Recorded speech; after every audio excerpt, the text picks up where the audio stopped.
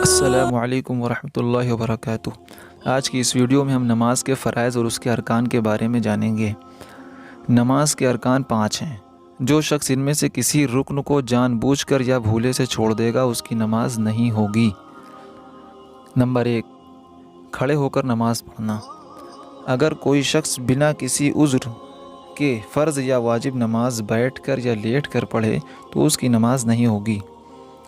نفل نمازوں میں کھڑے ہونے کی طاقت رہنے کے باوجود بیٹھ کر نماز پڑھنا بھی جائز ہے، یعنی نفل نمازوں میں کھڑے ہونے کی طاقت رہنے کے باوجود بھی بیٹھ کر نماز پڑھنا بھی جائز ہے، صرف یہ نفل نمازوں کے لیے ہے۔ نمبر 2، قرآن کی تلاوت کرنا، یعنی نماز میں قرآن کی تلاوت کرنا، چاہے ایک چھوٹی آیت ہی تلاوت کیوں نہ ہو۔ تلاوت قرآن کے بغیر نماز صحیح نہیں ہوتی، یعنی قرآن کی تلاوت اتنی کرنی چاہیے کہ ایک بڑی آیت یا 3 چھوٹی آیت کے بقدر آپ کو نماز میں قرآن کی تلاوت کرنی ہے۔ فرض نماز کی 2 رکعتوں میں قرآن کی تلاوت فرض ہے۔ نفل اور واجب نمازوں کی تمام رکعتوں میں تلاوت قرآن فرض ہے۔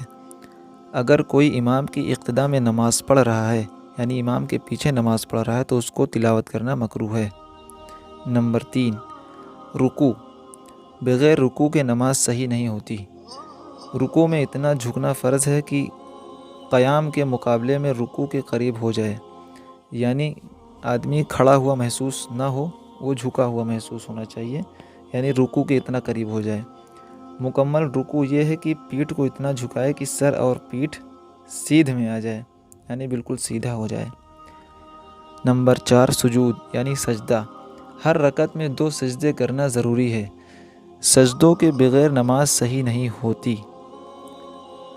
سجدے میں پیشانی کا تھوڑا حصہ، ایک ہاتھ اور ایک گھٹنا اور ایک پاؤں کی انگلیوں کا سرا زمین پر لگنا فرض ہے۔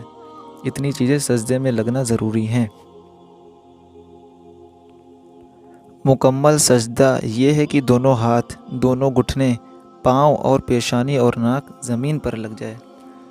سجدوں میں بلا کسی عذر صرف ناک پر اکتفا کرنا صحیح نہیں ہے، یعنی سجدہ کرتے وقت صرف ناک کو جا کر ٹکا لینا یہ صحیح نہیں ہے۔ اگر کوئی اپنی ہتھیلی یا کپڑے کے کنارے پر سجدہ کرے تو کراہت کے ساتھ جائز ہے۔ نمبر 5، تشہد پڑھنے کے بقدر آخر میں بیٹھنا فرض ہے، یعنی تشہد پڑھنے کے لیے آخر میں بیٹھنا فرض ہے۔